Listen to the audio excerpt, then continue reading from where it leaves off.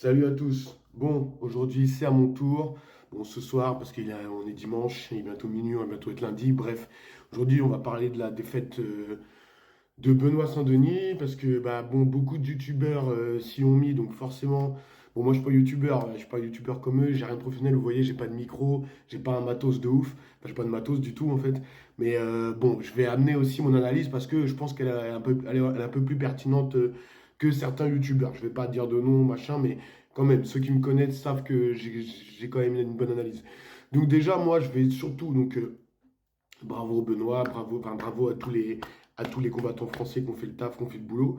Mais là, bon, moi, je vais vraiment appuyer sur plus de détails parce qu'il y a des gens qui oublient, vraiment. Donc là, je parle pas du YouTube professionnel, vraiment les mecs d'investigation qui sont vraiment dedans, eux, ils font le taf. Mais je pense qu'on oublie quand même beaucoup de paramètres. Le premier paramètre, c'est quoi? Le cutting. Le cutting, les gars, vous vous rendez pas compte ce que c'est. Donc attends, parce qu'il y a deux paramètres qui vont entrer en compte aussi, hein. Donc le cutting et le dernier KO qu'il a pris contre Poirier. Parce que je vous rappelle que le dernier KO contre Poirier, il est quand même récent.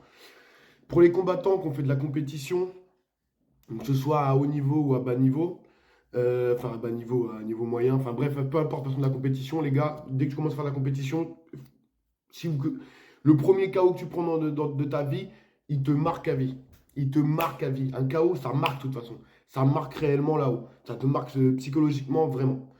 Donc déjà, il faut prendre en compte ça. Qu'il n'y a pas eu un laps de temps énorme entre le KO contre Poirier et là son combat contre Renato. Donc déjà, voilà. En plus, dans tout ça, changement d'équipe. Donc ça, c'est aussi, tout ça, c'est des paramètres que tout le monde met en avant, mais en mode on croirait que c'est, tu vois, oh bah vas-y, ouais. Mais les gars, c'est pas le football ici, hein. T'es tout seul, hein. Dans la cage, t'es tout seul. T'es pas sur un terrain avec tes potes. Non, non, non, tu vois. Bref, j'ai rien à voir, mais bon, quand même, tu vois.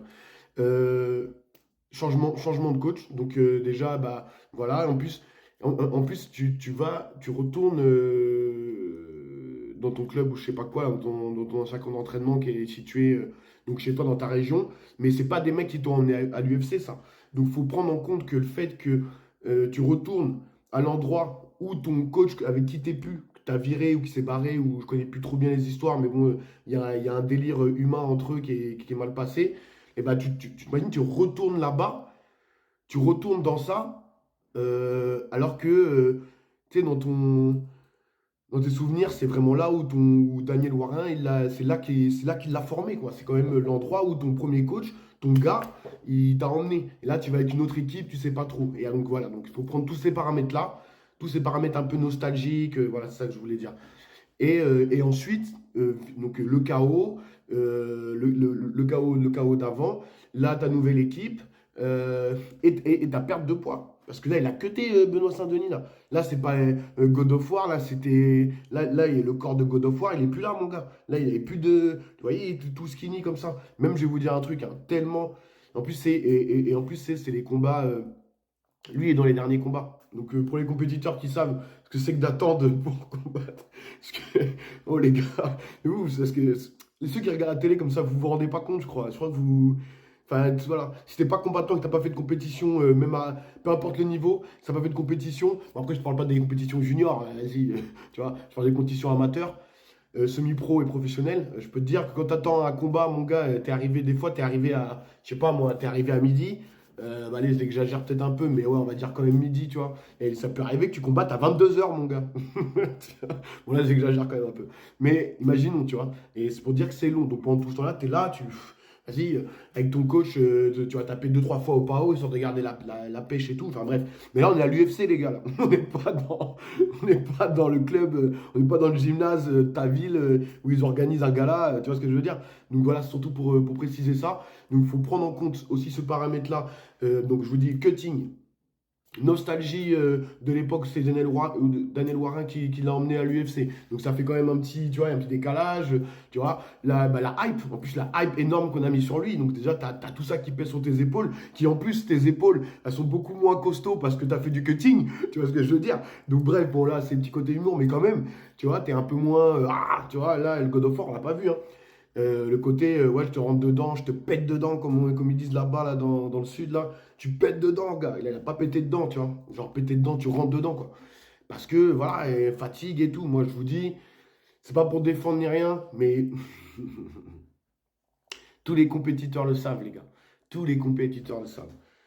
Quand tu reviens d'un KO aussi récent, euh, quand t'es galvanisé, bah, donc là en plus c'est même plus un niveau de compétition, là c'est pas un même pro ou quoi, là c'est l'UFC les gars. C'est l'UFC, c'est dans ton pays en plus, tu vois. C'est dans le pays qui t'a fait, où t'as vu le jour. Donc, je sais pas si t'imagines tout ce qui se passe dans ta tête. Il y a tout ça. Ensuite, voilà, comme je disais, cutting, moi là je me répète beaucoup, mais c'est pour bien que vous le mettiez dans le crâne. Bon, voilà. Donc, si vous comprenez tout ça, déjà, c'est pas mal. Enfin, après, il y en a, ils peuvent pas comprendre. Si t'es pas compétiteur, il y a plein de choses. Tu vas te dire, eh, mais qu'est-ce qu'il me raconte celui-là? Mais je te jure, mon gars, ouais, les compétiteurs savent. Ensuite, voilà, merci d'avoir suivi ce podcast. Non, je déconne, c'est pas du tout le podcast. D'avoir suivi mon avis. Et donc là, abonnez-vous. Je sais pas sur quoi je vais mettre ça, mais abonnez-vous sur mes réseaux. Putain, donnez-moi un peu de force. Merde, tout le monde m'oublie comme ça, là. Mais j'ai des choses à dire, ok? Je suis pas n'importe qui, ok? Non, bref, en tout cas, force à vous et merci. Bah, bref, comprendront ceux qui peuvent comprendre. Et j'espère que j'en aurai instruit quelques-uns aussi.